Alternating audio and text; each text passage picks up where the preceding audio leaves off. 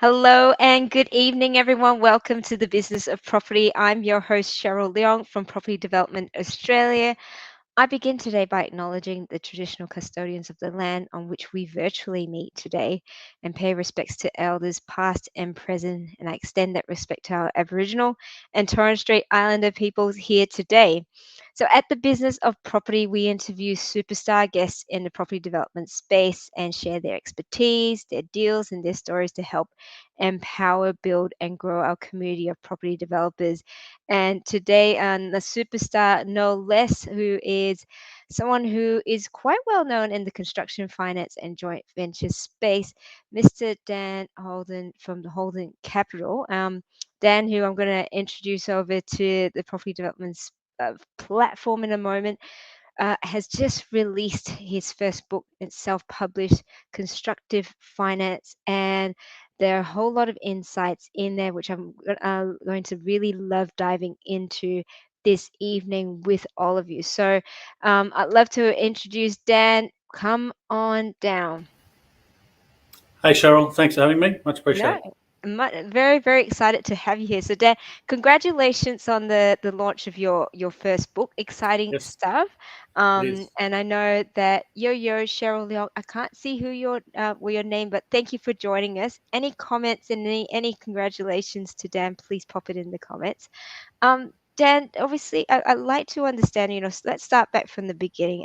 I understand your journey, how you started in the finance space, and where it's taken you over the last sort of not over 10 years. Yep. Yeah, so 20 years ago, I started doing acquisition and development management, so small to medium residential projects. And I did that for about 5 years, working for a developer as their development manager, doing acquisitions, build and negotiation, delivery, and sales and marketing. And then probably about 2007, I realised that finance is actually a really important part of the project life cycle.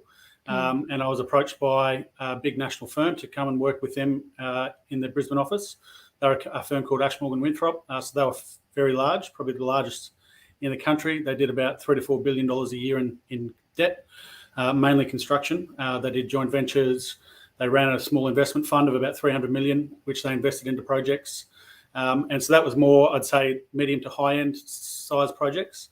So I worked there for almost 5 years over the GFC as a broker and investing their balance sheet into projects. And so that was a great transition. And then I guess as the kind of GFC very much slowed down new property projects coming out of the ground, it was they kind of shifted their business focus. They started acquiring big shopping centres. I think they've acquired over $1 billion of shopping centres in the last kind of 8 to 10 years. So they took a different tangent. And so to keep doing what I love doing, which is funding projects, I essentially was, I guess, forced to step up and start my own business, which I did 10 years ago to almost to the day. 16th of December 2011, I registered Holden Capital and set up my own shop. 2 days from the 10-year anniversary. So congratulations. I mean that in itself, you're not only just funding projects, you're building a business that's around supporting developers. So Dan, when did you sort of really see that developers, because for a large part of the last decade or so, a lot of developers were still using the big four banks to fund projects. At what point did you really see them transitioning across to going, all right, well, it's not even going to be a second choice or third choice, it's going to be our first choice? Yeah. It's probably from, I guess, where I started to fund the projects that we were funding back when I was a development manager. Some were with banks, but quite a few were with the non-bank sector. And before the GFC, it was very strong. There would have been 150 odd lenders providing private capital. And when I say private capital, I mean not the big four bank money into projects. So they were, the traditional mortgage trusts that were around back then, and they were, lending at similar rates to what they are now, as in kind of the late single digits, and doing projects at slightly higher risk but slightly higher cost of funds.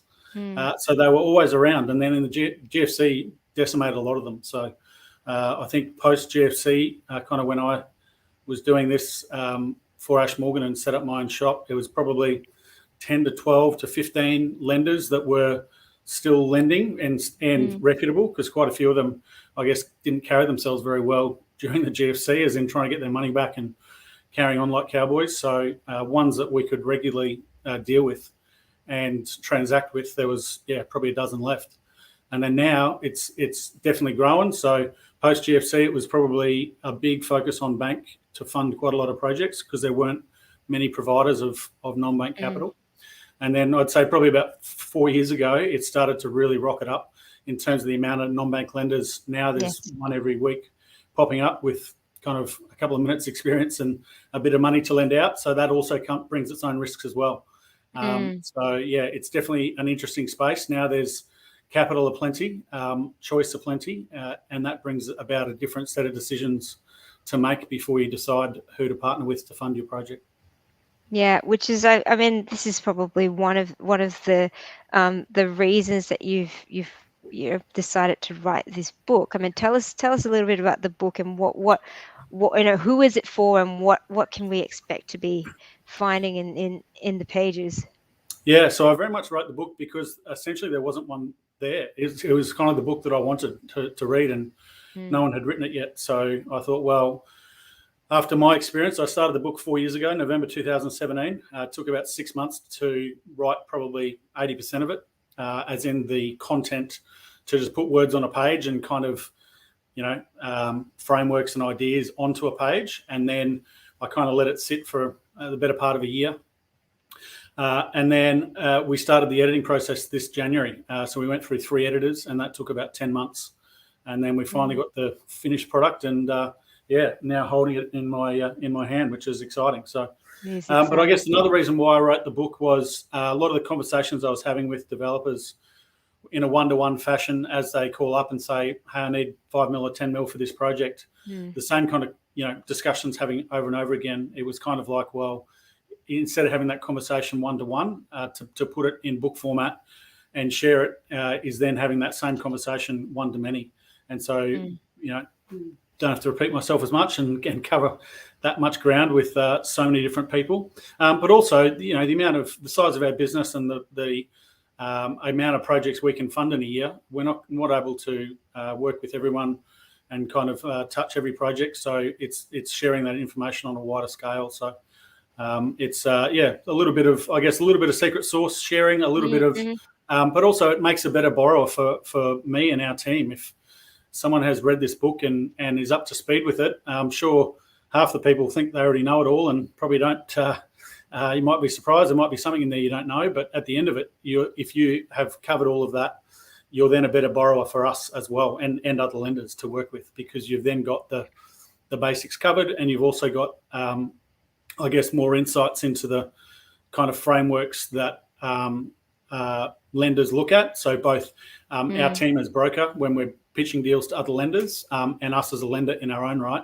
the kind of checklist that we're looking at, the kinds of things that we want to see in a proposal, about the sponsor, about the project, about the risk, so that we can quickly measure the risk and then judge the appetite to fund the deal, or the cost of funds or the gearing that we can achieve for the developer to get the outcome that they need. So getting all of that delivered to the lender succinctly, and getting to the decision maker, that information to the decision maker quickly, is all part of, I guess, getting a better process. So it makes it better for the borrower if they've got that knowledge and they know the process, they're better educated, they then can have a better experience themselves.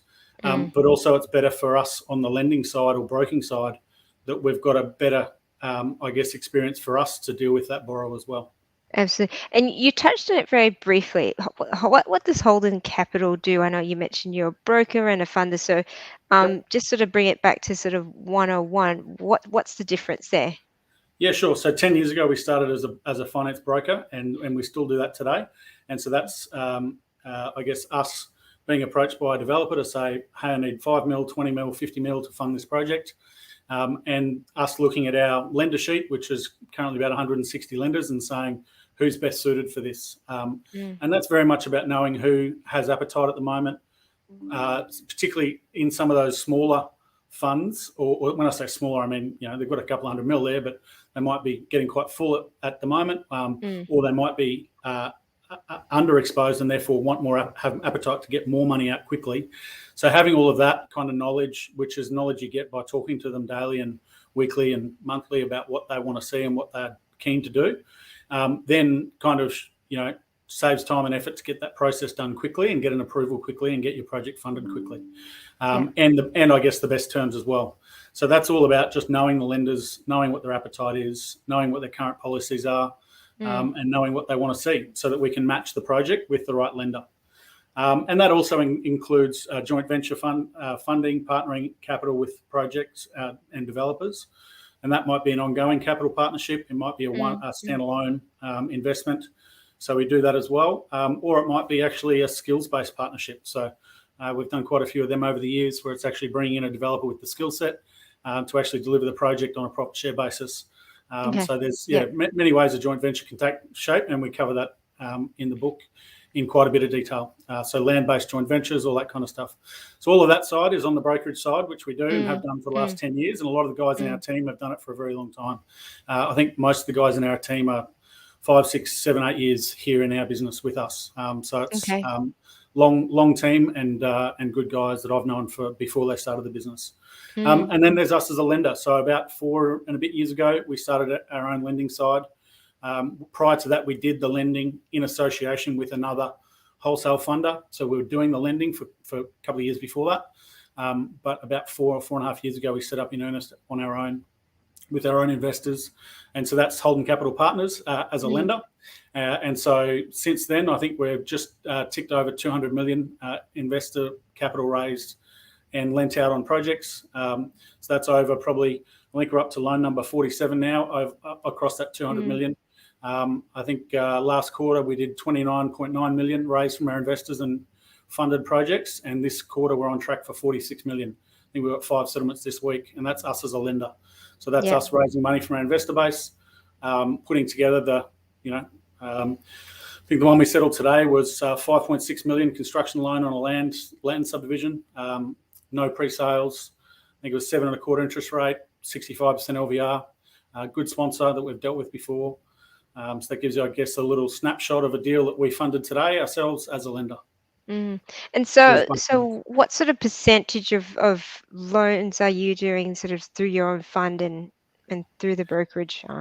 It very much depends on what suits, I guess, what we can do and what suits better for somebody else to do. I mean, we did last quarter, I think we did 2 loans that were 13 million each, whereas probably 12 months ago, that would have been better cost of funds to the borrower to somebody else to fund that project or that loan.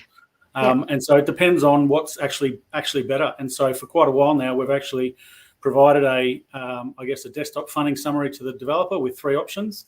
And if we're the chosen option, great. We're not trying to hide who's which. We're always transparent, but we'll say, look, here's, generally it's a bank or a semi-bank style option, which is, probably lower gearing, higher number of pre-sales, a lot more qualifiers, which might be a bank or a regional bank or a low-cost mortgage trust.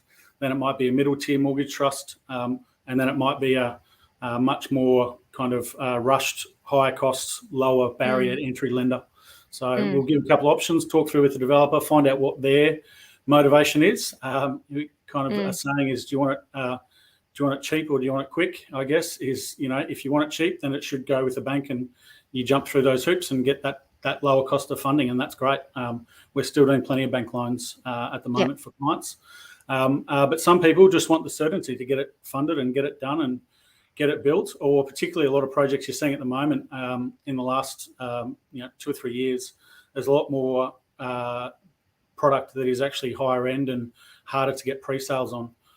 So, trying to get pre-sales on $2 and $3 million houses or $2 and $3 million apartments off the plan when it's just a piece of dirt as a development site is a lot harder. So that might not suit bank funding, and you just borrow from a non-bank because you want to get it out of the ground without doing any marketing and deliver the project when it's finished and show how beautiful the project is and get people through it and stage it and get them excited and do open homes and have 50 or 100 people through the first open home and 5 contracts and there's a bidding war, and that might be your development play, which we're seeing a lot of people do at the moment with that in the higher end current product market. is to get people emotional about it, get them excited, and Yep. extract the value that way.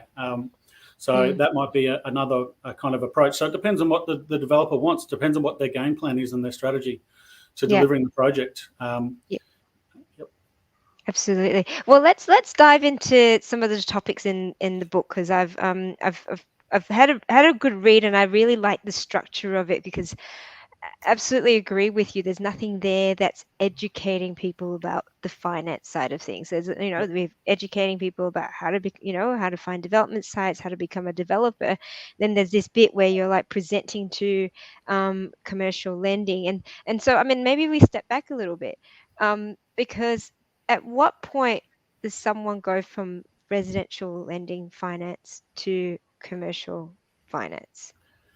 Yeah, so I guess there's probably a couple of different ways you could answer that one. One way that I would approach it is to say at some point developers start out and it's a bit of a cottage business, a lifestyle business for them, that they're just doing one or two things a year that kind of, they've probably got a day job and they're doing this kind of on the weekends or at nights, and they're trying to put together a little deal, and that's fantastic.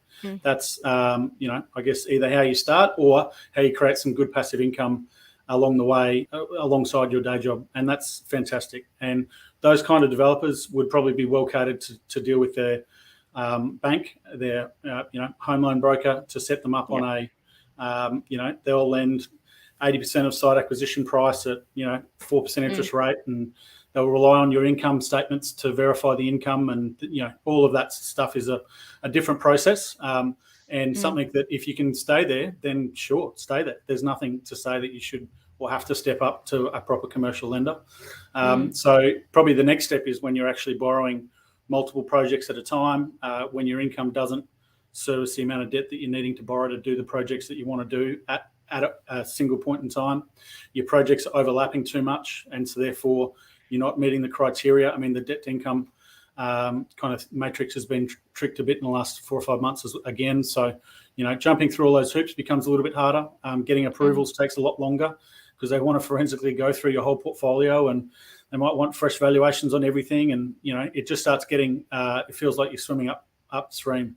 And so that's probably the time when you'll feel it yourself to say, right, I should probably deal with a commercial lender like us. And as I said, there's 160 of them out there, so there's plenty of choice out there at the moment. And probably the benefit you'll get, I guess, from a commercial lender is much quicker approvals. So most things we try and approve within a day or two of having the information. But the information we require isn't, a long history of PAYG statements and home loan statements and any of that kind of stuff. It's what are we building, how much you need to borrow, what's the build price, what's the GR, and the basic feasibility.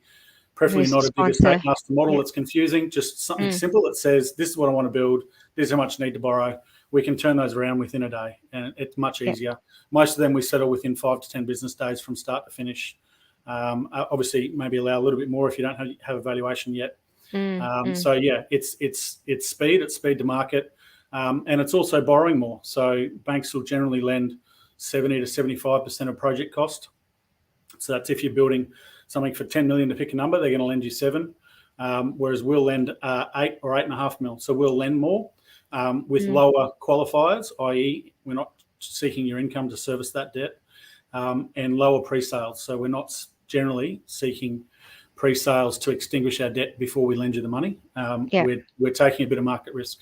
And so that would be a case of us having our own knowledge of the area and relying on a qualified valuer to do a project valuation to say they're building 10 houses worth $1 million each, 10 mil end value. We're comfortable that the sales rate of that product is 1 per month or 1 per 2 months, and so therefore we know that when it's launched to market properly, that there's going to be enough sales there to get our debt down to a point where they can either extinguish us completely via sales or refinance us into a residual stock facility, which either we can provide, or they can go back to their bank at that point, refinance it back to their bank and hold it for longer a period of time as well. So it's that flexibility of the lower pre-sales, lower hassle to get approvals, lower hassle to get it settled, and get back to doing what you're good at, which is finding sites and getting projects underway.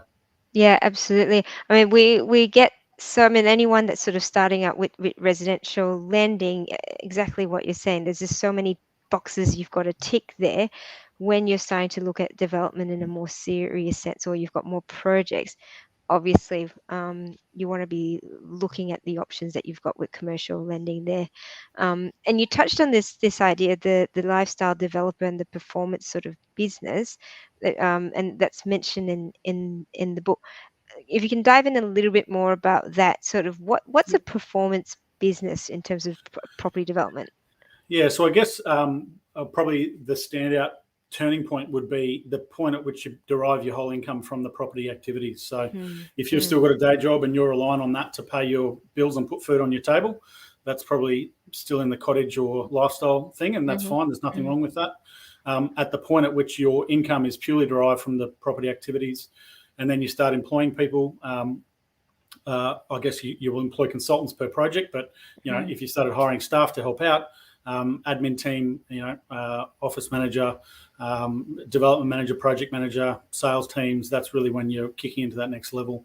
And I guess that's when you've got projects overlapping, you've got monthly DM fees coming out of those projects to help pay those bills to month, and you've got a balance sheet and a project pipeline that really shows that you're on that next level. And that's generally where the bank, I mean, you probably know that because the bank will ask you for that. When they start asking for that, that's probably the point that they need to justify to their credit department that you're still a mum and dad developer or cottage developer or lifestyle developer, and that's probably the point that you might not be. So in putting that together, that's probably the time that you'll find out that you're actually not anymore, and that you're starting to become a full-time, performance developer and creating, generating all your revenue out of that. Those projects. Yeah. And so now that someone moves into that business phase, then we've got to talk about sort of what's the business model. Like, people go into development, they're like, I'm just building projects. Yep. But no, in fact, we've got to really think about this as, this is called the business of property, the business of property development. So what are the options in terms of business models? Is there one business model, or are there plenty of different business models?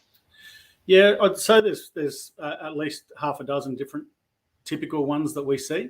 And to kind of rattle off a few, I guess there's the build and keep. So if you've built 6 in a project and you kept 2, therefore you're not kind of, repatriating all that profit back to your balance sheet. You're creating a bit of long-term passive income.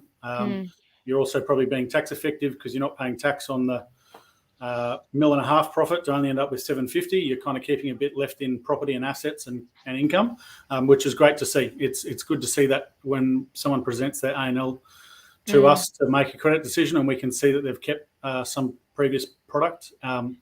Whether it's super duper turbocharged cash flow positive or not, it's probably more around the fact that they did that project and they liked the project so much that they kept stock in it. So they weren't just doing it to turn a trick and turn a dollar. They were doing it with some foresight and some long-term thinking. So that is very good to see. And then I guess the other side is, is it a high volume business? Are you doing 50 lots of a cow paddock that's currently a cow paddock and turning it into houses, and you're just turning them over and they're just widgets in your machine, and therefore you need to look at, well, how much profit do I make per widget, per lot, per product, per house and land package, and how much do I need to, derive an income to make this business worthwhile and fruitful. So if you're making $80,000 per housing lot and you want to make, $3 or $4 million a year, you've got to do a lot of product per year to hit that goal. And then you start adding on 2 or 3 staff at salary of $150,000 a year, and all of a sudden you've got to make another 40 lots a year to pay those bills. So it's all of those kind of metrics that you start hitting into that you need to have thought about before you just go and hire a bunch of people and buy a bunch of raw land and hope it's going to work out.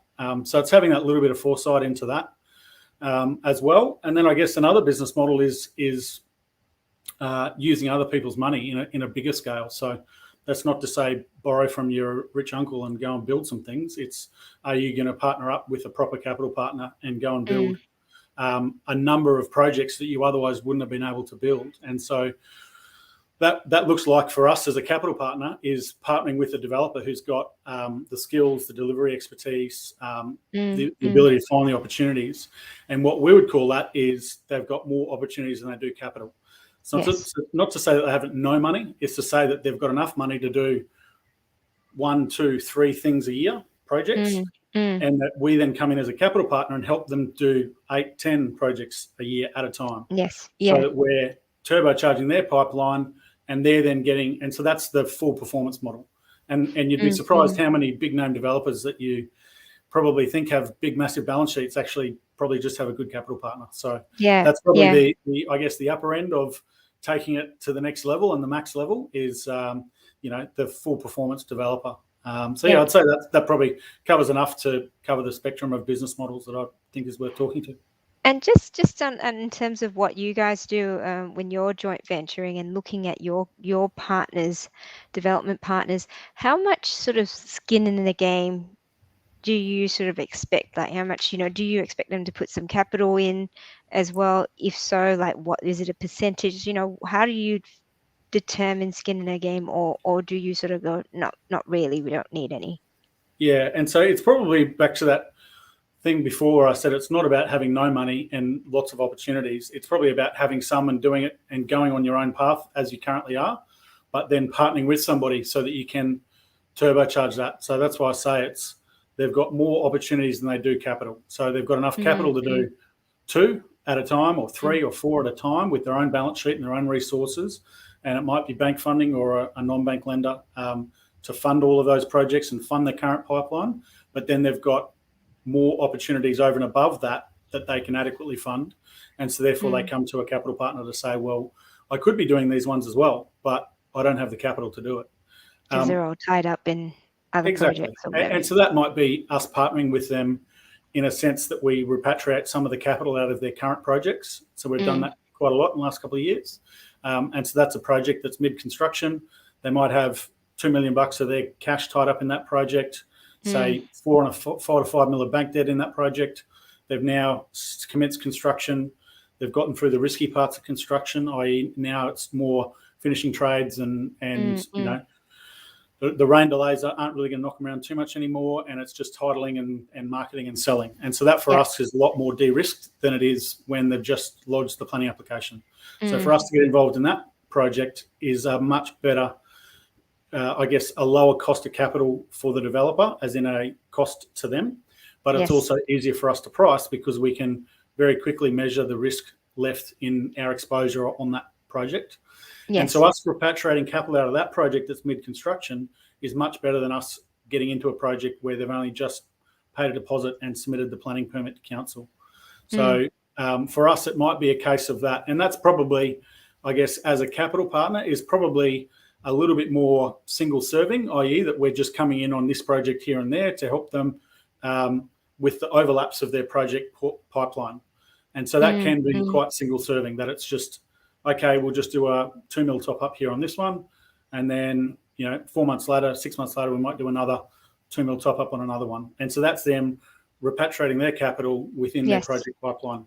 Whereas other ones might be one that they go, well, I am doing 1 or 2 at the moment, projects that are mid-construction, but I really want to do 7 or 8. And you'll see that more with either they've hit a sweet spot in a particular market niche. It might be a particular suburb where they've tied up quite a few sites at once that have all got a similar price point and product and a good delivery kind of forward pipeline of that product. Or where we've done more is in bigger townhouse projects. So I'm talking 100, 150 townhouses in a single project with multi-stage, and that we get involved and invest at the start and then stay in through the whole project. Or it might be where they're delivering a pipeline of opportunities like service stations, childcare, medical, small retail, some of those ones like those small kind of retail bulky goods type projects where you've got a good relationship with the tenant and you can roll out a bunch of them in quick succession. And it's more opportunistic. So you might have, like a childcare or a fuel operator that says, hey, I want 100 more sites in the next 2 years. And you go, great, we've got to jump on this mandate from them and we've got to deliver as many as we can in quick fire succession. And so that's, and we've done that with developers before where we've come in and essentially 100% funded the whole project for a profit share. And they've then been on the tools delivering the project, and we've been dealing with all of the finances on the other side. So that frees up their time so that they can do what they're best at, which is deliver the project, and Yep. then we can take care of the whole capital stack and deliver the whole project jointly together. Yeah. I'll just ask one more little question around that before we sort of move on. When you're doing joint ventures, and you've got sort of a profit share, how do you factor into sort of development management fees and the profit share as well? And I know it's not one size fits all, but yeah, so we generally look at the size. I mean, some people like to say, oh, it's definitely 2% of construction, or it's definitely 3% of TDC, and everyone's got their own formulas. It's an open-ended question. My general approach of how I look at it is, how big is their business? Assuming the developer is the one doing the development management and delivery, how big is their business? Are they a one-man band? Do they have 5 staff? What do they need to turn the lights on each month? How many projects are we going to be doing with them? How many projects do they have on at a particular point in time? If they're asking for 40 grand a month and it's just them in their spare bedroom of their apartment, it's pretty unrealistic, right? So it's probably just more a case of what's going to see them not starving and putting food on the table, but also what's not them ripping out profits to pay themselves, and live a lavish lifestyle when the project hasn't even finished yet. So it's probably, I didn't answer it, but I'm kind of, I guess, saying that it does depend on the project and how it looks. We've definitely had a lot of conversation around this over the years of people saying, but I need 30 grand a month. And you're like, mate, if you need 30 grand a month, you shouldn't be doing this. Yeah, exactly. It's enough, and it's enough to keep the lights on. But if you're going to have a profit share at the end, you've got to wait it out like the rest of the investors. Yeah, absolutely. Yeah. We've got a question here from Subo. Do you work with small developers to help them in becoming a full performance partner?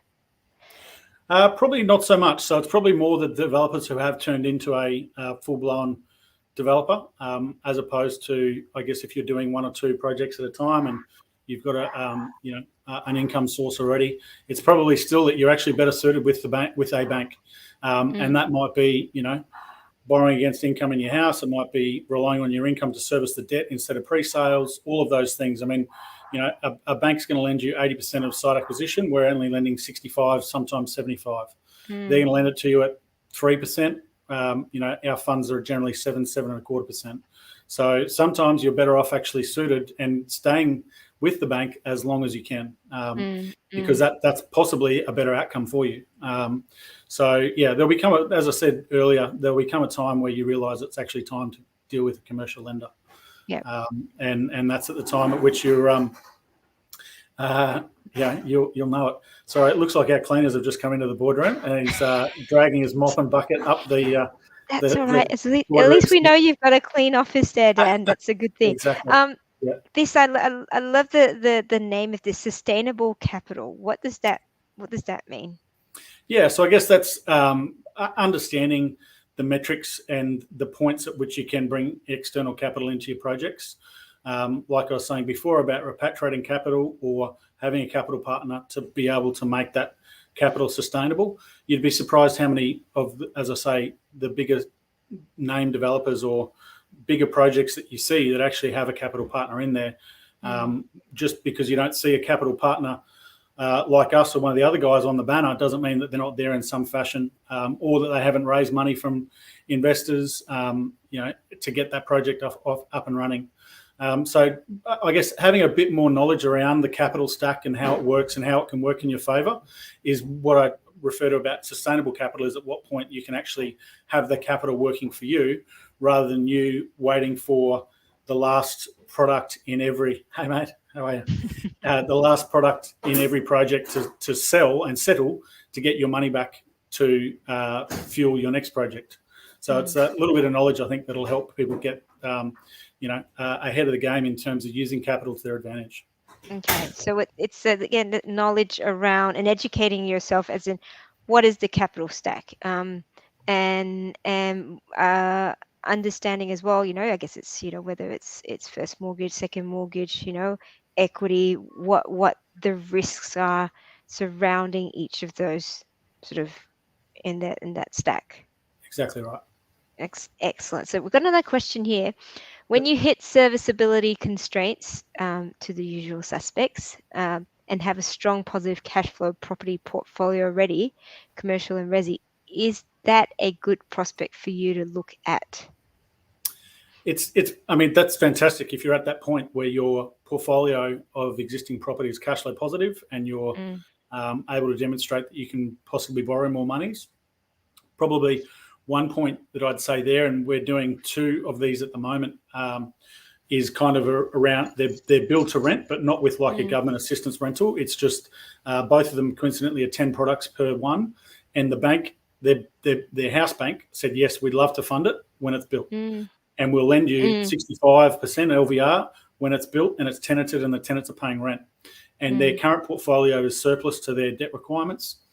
That they almost probably could have got there if it was 4 or 5 products without any pre-sales. So we're coming in just for that 10-month construction period, and then they're refinancing back to a bank. So their debt income and their portfolio looks fantastic, but the bank still can't do it for the construction phase because the bank classes the construction phase as a lot riskier than when it's completed, tenanted, and cash flow positive. So that's probably at a point where you might need a lender like us or one of the other lenders to just do that piece, and then you take it back to your bank to do the ongoing income producing piece. So you're talking about having them, they've already completed construction. You're coming in between that sort of, I've completed construction. It's probably more so building it from a site to be a completed product. So to talk about rough numbers of one of those 10 packs that we funded, I think it was about 4.5 mil that we did construction. The end value was 660 or something. And so on completion, the bank would lend them for the 4.5 mil. But if they wanted to build it with the bank as a lender, they would have only probably lent 3 or 3.5 mil. Yes. So they would have had to tie up a lot more capital to get that done with the bank versus, and the bank would have funded it at, 4.5-5% cost. Whereas we're funding it at 7.25% cost. And yet they're having to put in $1.5 million less of their own capital because we know on completion, that bank will refinance them kind of at the 4.5 mil when it's income producing and doesn't have construction risk attached to the risk metrics for the bank. So that's what I say is it's not necessarily that you shift all your lending to someone like us, and you shouldn't be borrowing with us long term. You should be borrowing with us to fill a need, which is to build the construction, take the construction risk, and then put the long-term portfolio back with the bank because they're the lowest cost of funds and they're much better at doing that. We're better just for that short-term burst. And that's why I say, 2 or 3% more for 10 months shouldn't kill the project, and we'll take higher risk and fund the project with more risk attached to it. But when it's complete, take it back to the bank, recut it at, 3.5% per annum, and then it's beautifully cash flow positive for indefinitely. Fantastic. And so someone in the audience is saying that's the exact product we have. It's a rooming house, high yield. Are you funding many of those? We possibly are. We've kind of haven't gone into the full build to rent terminology and who's doing what, but we're doing quite a few, and we just see them as no pre-sale product. Yes. I know there's a few in Sydney we've quoted on that are like very small room apartment type product. We just view it as a no pre-sales project, and on completion, if the developer wants to keep them all in one line, great, go for it. So it's just a refinance. If they want to sell it, go for it. For us, we're just lending for that 10-month build, and they either refinance us or sell it and pay us back. Yeah, you've got a fan here. Love it. That's the issue. Construction of high yielding rooming and then swap to commercial lenders, which is the bank. Fantastic. Exactly. Yep. So as long as you can see that there's an exit, what the exit strategy is, whether it's the sale or refinance, and you've got that confidence that the refinance is going to be from a lender, and what their requirements are. Excellent. Let's talk about what are the big mistakes. Let's talk about maybe the top 3 mistakes that you see developers, particularly with finance, and the things to avoid. Probably not a big one, but probably one I'd say is a bit of a bugbear for us as broker and lender is people trying to tell you their whole life story and the story of the vendor's sick uncle, and they've got to rush and do this and do that. As I said at the start, it's what are you trying to build? How much do you need to borrow? And kind of let's just figure out either does it suit us or a lender that it does suit as a brokerage kind of role for us. And what are the time constraints and what are your main objectives? Are you trying to minimize the capital you're putting in? Are you trying to get the cheapest interest rate? Are you trying to, what is your motivating factor that you want us to focus on in the solution we give you? And then very quickly, within a couple of minutes, we can kind of churn out what is the kind of general typical ways that we would fund that project. And then you can tell us about the sick uncle who needs his money next week. Kind of, we don't need to hear all that detail. So that's, as I said, a little bit of bugbear. But probably other things in terms of mistakes, I'd say, is, people not explaining themselves well enough of what they have done. People are often, I guess, a little bit shy to say how many projects they've completed or the lack thereof. I don't see that as a negative. I say let's talk about what you have done. And it might be that you've done 10 projects as a project manager and this is your first one as principal. That's fine. Let's have that discussion now. And then probably the other one I'd say is, not explaining things to then ask, well, what's your best rate? What's your best rate?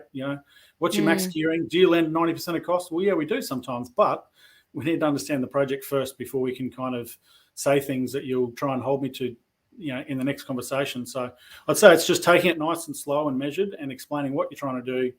And it can be as simple as, hey, we're trying to borrow 4.5 mil to build these 10 things and we don't want to pre-sell them. We're going to refinance the bank on completion. Here's the project location. Great. I can answer that within 30 seconds of exactly how much it'll cost and how much we can lend you.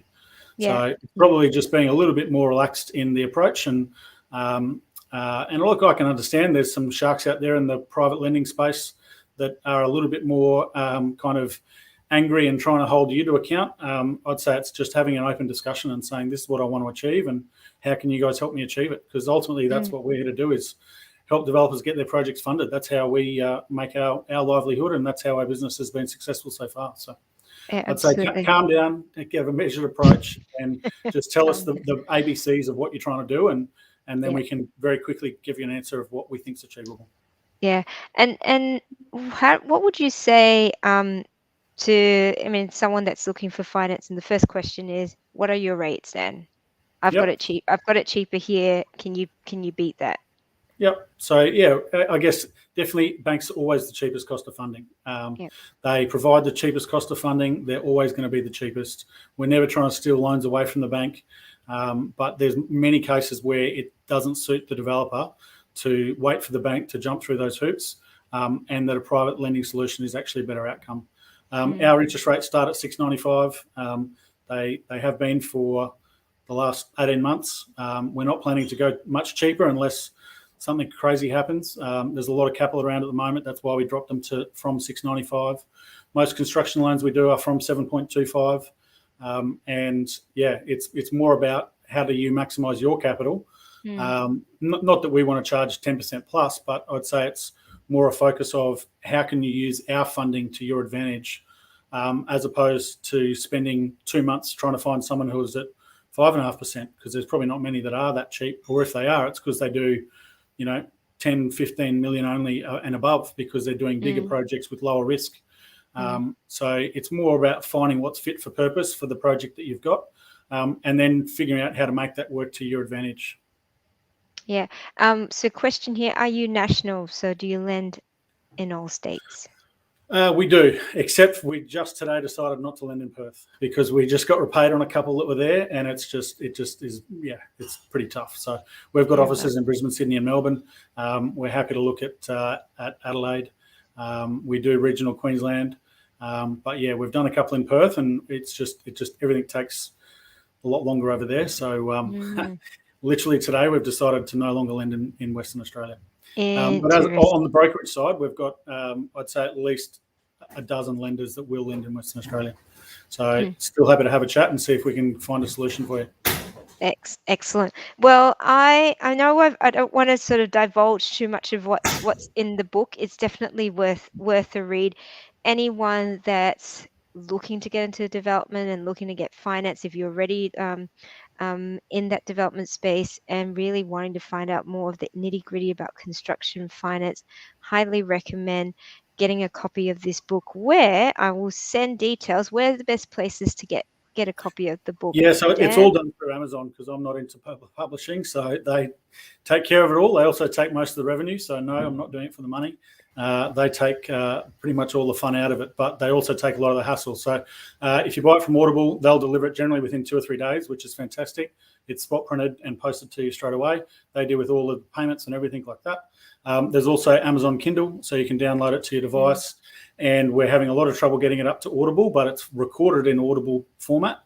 And I listened to 2 hours of it today, and it sounds really nice. So hopefully that's up by the end of the week, but it might be next week by the time you can get it on your Audible on your iPhone, listen to it on your morning walks. Cool, bananas. But if they want to get a copy of the hard copy, that's constructivefinance.com.au. Correct. And that's got a bit of a blurb about the book and why you buy it and all that kind of jazz. And then there's a link to the Amazon site there. There we go. So constructivefinance.com.au. Someone's getting it for Christmas already. There you go. Santa's delivering. And also if you want to get a copy of chapter 1, here we go. We've got to pop up the link in the notes as well. Any type of developments you won't do?